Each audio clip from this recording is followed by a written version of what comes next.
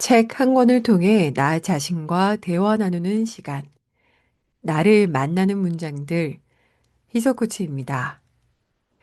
네, 어느덧 2026년입니다. 새해 복 많이 받으시길 바래요. 해피 뉴 이어. 인사부터 전해드리며 시작합니다. 작년 2025년은 Be kind, 다정함이라는 슬로건으로 1년 동안 여러 권의 책을 통해 우리 자신과 매일 만났었지요. 미리 뉴스레터로 공유드린 것처럼 2026년 슬로건은 바로 Do the next right thing입니다. Do the next right thing. 바로 다음 일을 그저 하는 것.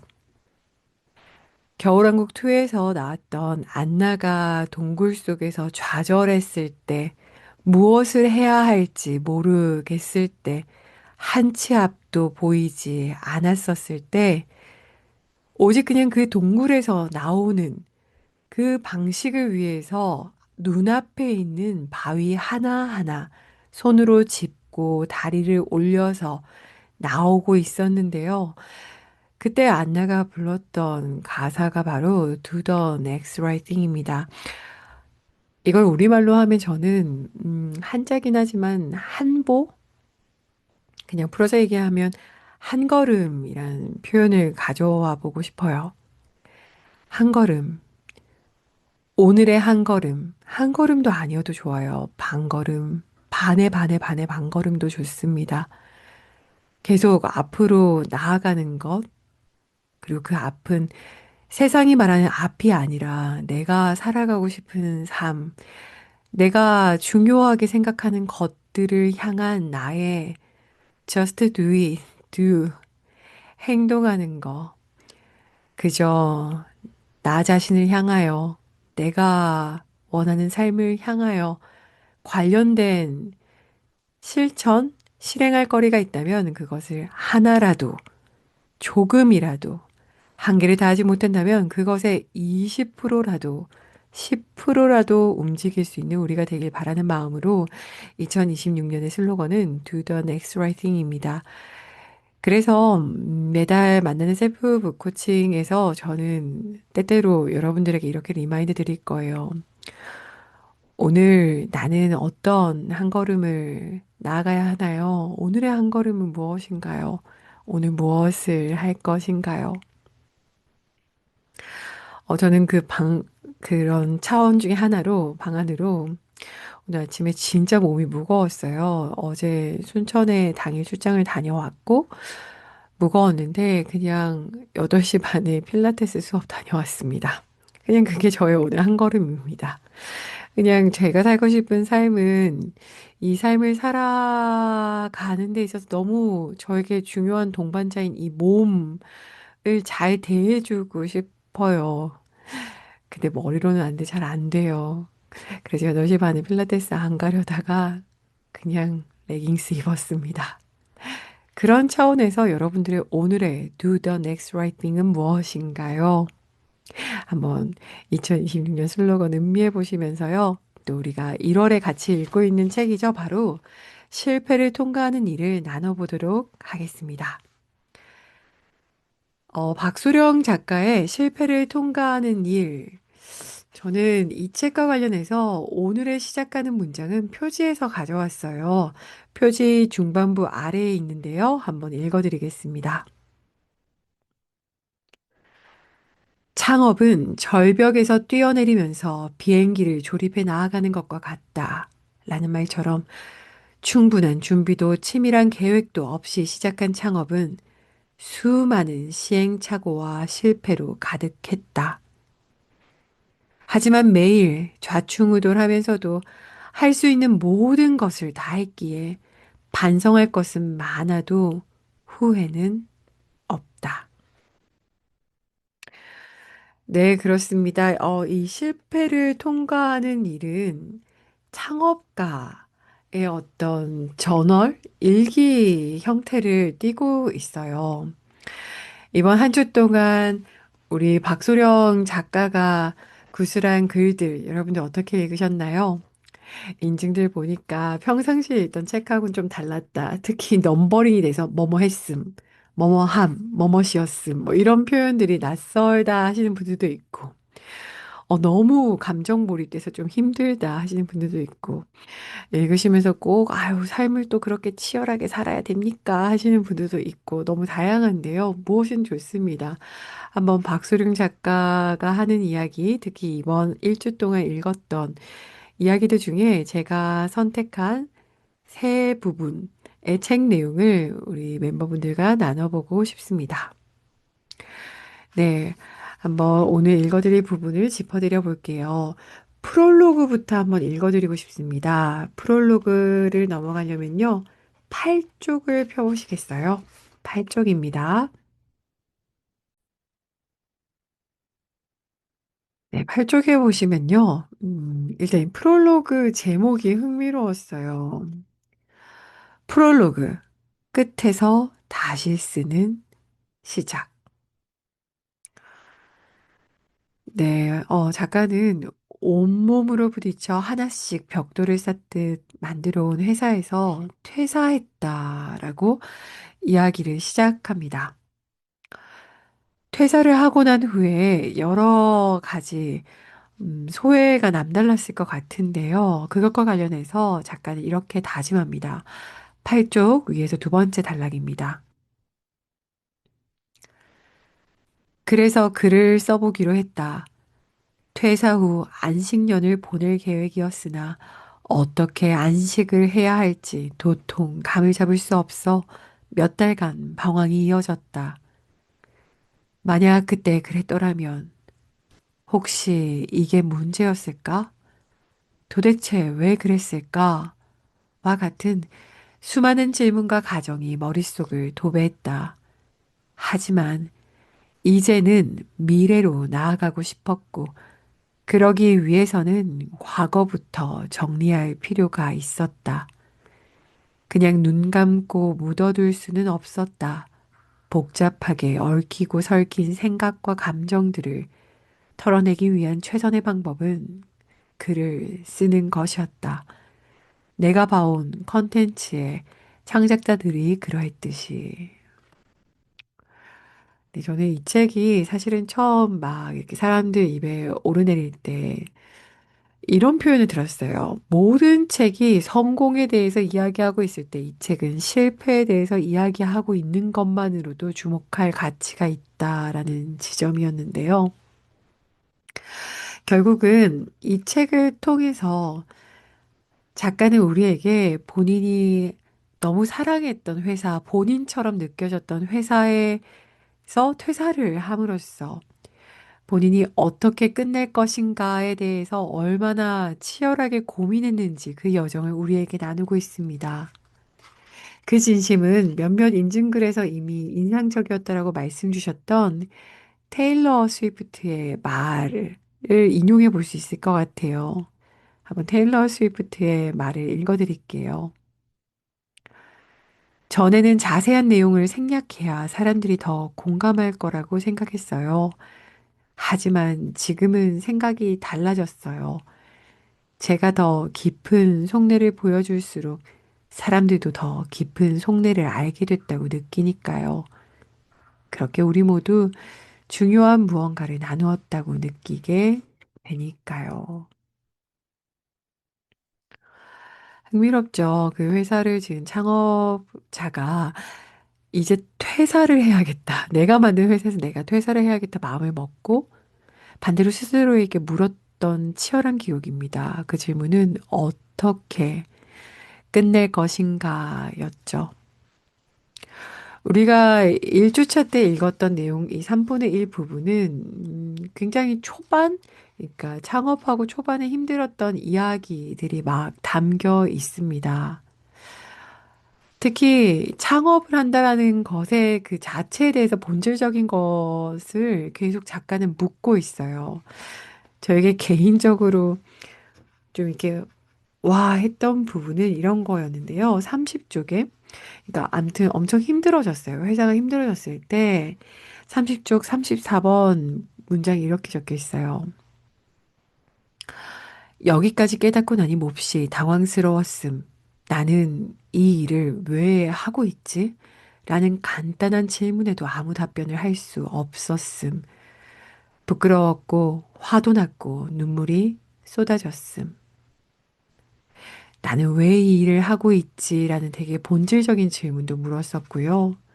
끊임없이 펀드레이징하고 주변과 계속 협업하면서 또 물었던 표현 중에 하나가 이 35쪽 표현이었어요.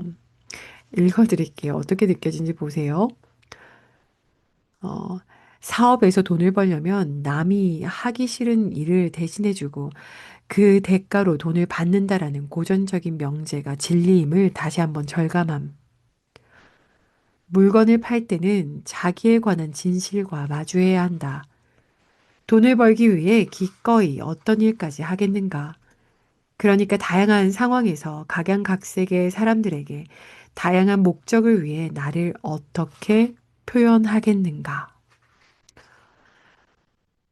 그냥 내가 좋아하는 컨텐츠로 한번 일을 해보고 싶었을 뿐인데 아무래도 창업가가 되다 보니까 그것에 대해서 끊임없이 외부와 만나가는 여정에서 당시 창업가였던 박소령 작가는 진짜 본질적인 것까지 간 거죠. 나는 이걸 위해 어디까지 할 수 있지? 나는 어떻게 나를 표현해야 되지?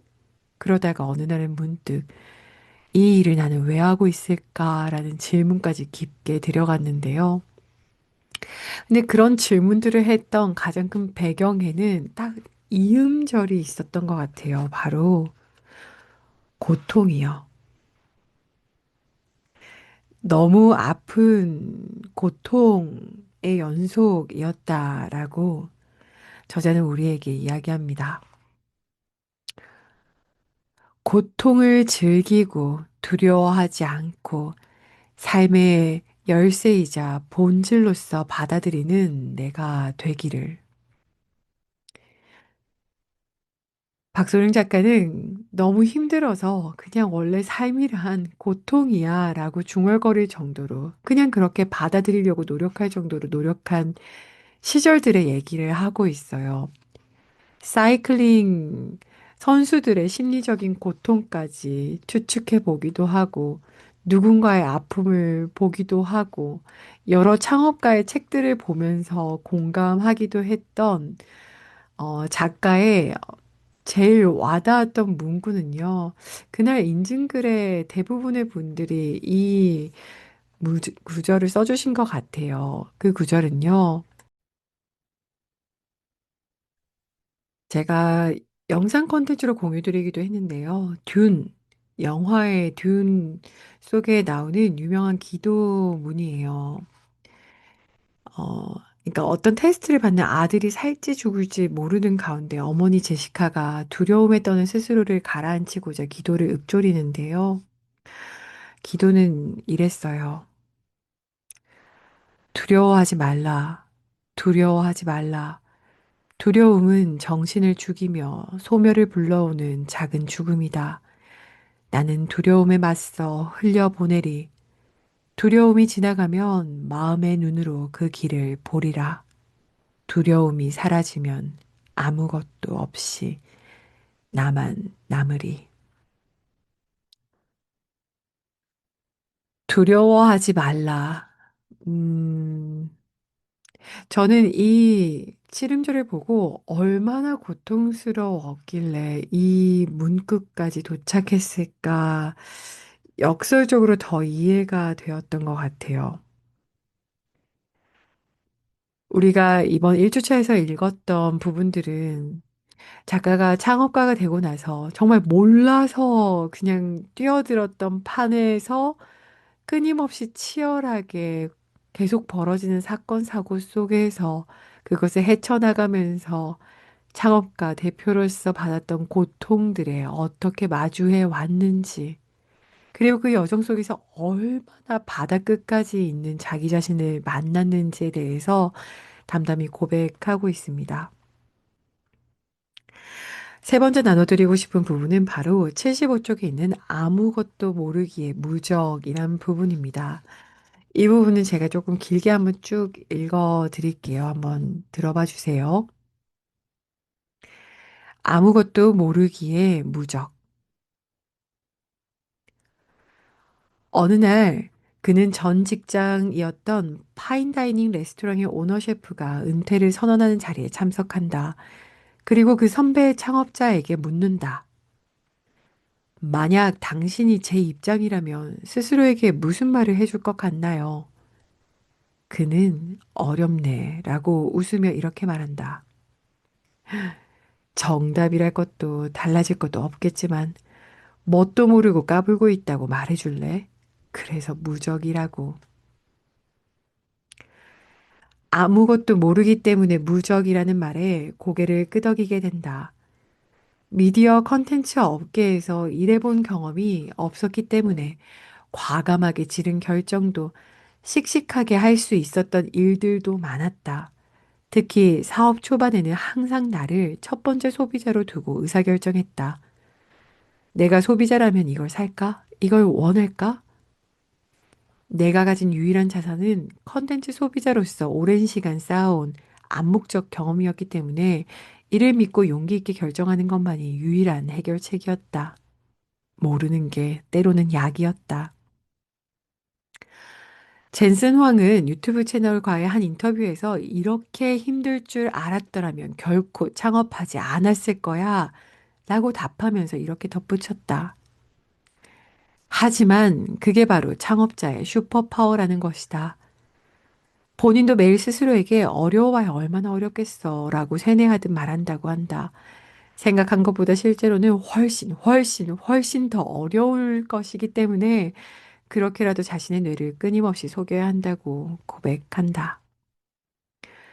나는 어려워봐야 얼마나 어렵겠어 보다는 인생은 고통이다 라는 부처의 말을 자주 떠올렸다. 항상 기본값을 고통으로 설정해 두고 어떤 일이 닥쳐도 사업이란 게 원래 그러려니, 인간의 본성이 원래 그러려니 하고 초연해지려 애썼다. 현실의 나는 오늘도 맨 땅에 헤딩하고 있지만 깨지면서 온몸으로 배우는 것이 있으니 전혀 무의미한 것만은 아니라고 믿으며 정신 승리를 하고자 했다. 지금은 이런 생각이 든다. 결국 창업은 나는 누구인가? 라는 질문을 회피하지 않고 정직하게 매일매일 답을 내야 하는 일이라고. 그렇게 지난 10년을 보내며 내가 얻은 가장 소중한 것은 이 시간을 온몸으로 통과해낸 나 자신이다. 그리고 이것은 그 누구도 가져갈 수 없는, 흉내낼 수도 없는 오롯이 나만의 것이기도 하다. 네, 오랜만에 이렇게 1월의 책, 실패를 통과하는 일, 첫 번째 팟캐스트 나눔을 하고 있는데요. 오늘의 질문을 드리며 마무리 지으려고 합니다.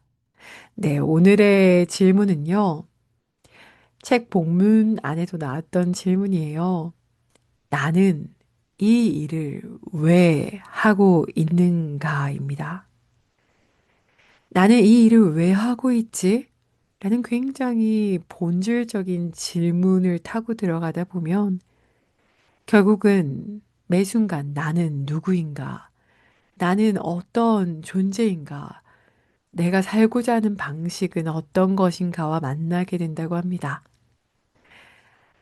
이번 주, 한 주 동안 나는 이 일을 왜 하고 있는가와 한번 진하게 마주해 보시고 또 이 질문에 대한 여러분들의 응답을 댓글로 남겨주시면 제가 뉴스레터에서 또 함께 나눠보도록 하겠습니다. 이제 마무리할까요? 오늘의 이 문장들이 여러분에게 작은 멈춤이 되길 바랍니다. 더 깊은 이야기는 뉴스레터 토요일 아침엔 나를 만나요에서 이어갈게요.